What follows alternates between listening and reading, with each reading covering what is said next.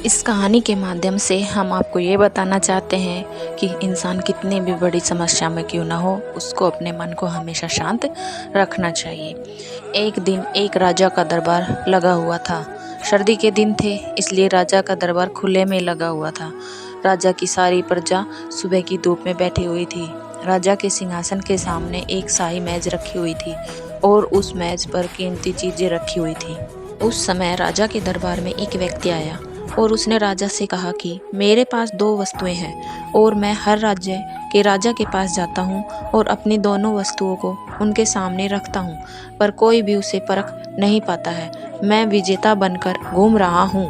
अब मैं आपके राज्य में आया हूँ। राजा ने उसे थोड़ा और अपने करीब बुलाया और उनसे पूछा कि वो दो कौन सी वस्तुएं हैं। उस व्यक्ति ने वो दोनों वस्तुएं राजा की उस कीमती मेज पर रख दी। वो दोनों वस्तुएं दिखने में एक समान थी। उनका आकार, रूप, रंग सब कुछ एक जैसा ही था। राजा ने देखकर कहा कि ये दोनों वस्तुएं तो एक समान है। तभी उस व्यक्ति ने कहा, हाँ, देखने में ये दोनों एक समान है, पर वास्तव में ये दोनों बिल्कुल अलग हैं। इनमें से एक बहुमूल्य हीरा है और दूसरा कांच का टुकड़ा है, लेकिन दोनों देखने में एक जैसी ही लगती है, इसलिए आज तक इन्हें कोई परख नहीं पाया है। उस व्यक्ति ने राजा से कहा कि आप में से कोई मुझे ये बता दो कि इनमें से बहुमूल्य हीरा कौन सा है और कांच कौन सा है, तो मैं हार मान लूँगा और मैं ये बहुमूल्य हीरा आपके राज्य की तिजोरी में जमा करवा दूँगा। किंतु शर्त यह है कि कोई अगर इसे नहीं पहचान पाया तो आपको इस हीरे की जो कीमत है वो मुझे देनी होगी। राजा ने कहा, मैं तो उसे परख नहीं पाऊंगा। राजा के जो मंत्री थे, वजीर थे, जो सभा में उपस्थित थे, उन सब ने उसे परखने से इनकार कर दिया, क्योंकि अगर किसी ने गलत उत्तर दिया तो उससे राजा का मान भंग हो जाएगा।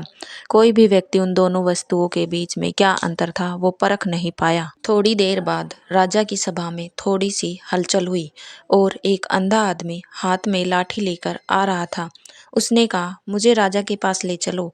मैंने सारी बातें सुनी हैं और ये भी सुना है कि कोई उसे दो वस्तुओं में से हीरा कौन सा है ये परख नहीं पाया।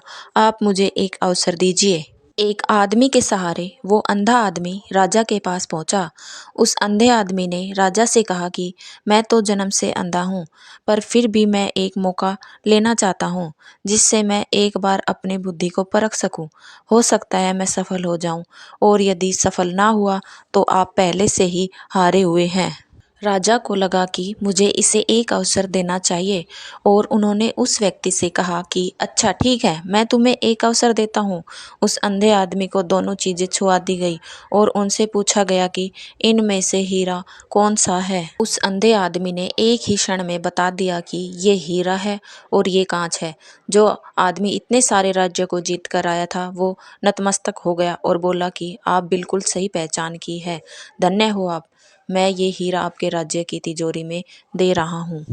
सब लोग बहुत खुश हो गए और जो आदमी आया था वो भी खुश हो गया कि आखिर कोई तो परखने वाला मिला। उस आदमी ने और राजा ने और सभा में हाजिर सभी व्यक्तियों ने उस अंधे आदमी से पूछा कि आखिर तुमने कैसे पता किया कि हीरा कौन सा है और कांच कौन। उस अंधे आदमी ने कहा कि सीधी सी बात है, हम सब लोग धूप में बैठे हुए हैं। मैंने दोनों को छुआ, जो ठंडा था वो हीरा था और जो गर्म था वो कांच था।